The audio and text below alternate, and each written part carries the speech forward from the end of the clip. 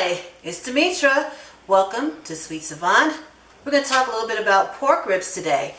Now, we're going to talk about three different cuts of ribs. Baby back ribs, spare ribs, and St. Louis style ribs. So we're going to start with the baby back ribs. They're not from a baby pig. They are, I guess they call them baby because they're tender, but they do come from the back portion of the pig. This is the area that's closest to the spine, and it comes from about there on the pig.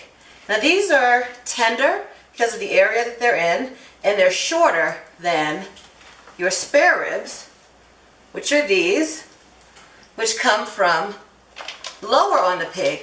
Pardon my not to scale pig drawing. I was not an art major, but I think it came out pretty good. These are spare ribs. And they have this area down here, this little flaps called, you get the rib tips from there, when your ribs run straight down here.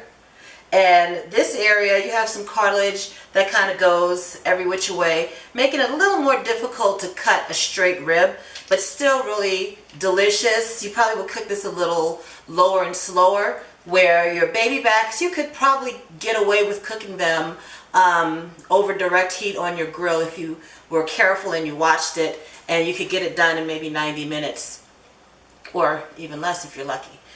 These you want to cook maybe over indirect heat, and it's got a little more connective tissue in it and a little more fat.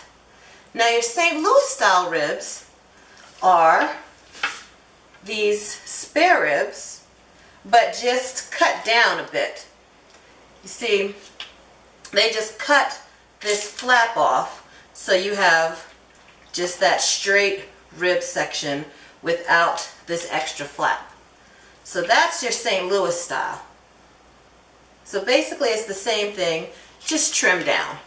And that's really it. Baby back or loin ribs, St. Louis style, and spare ribs.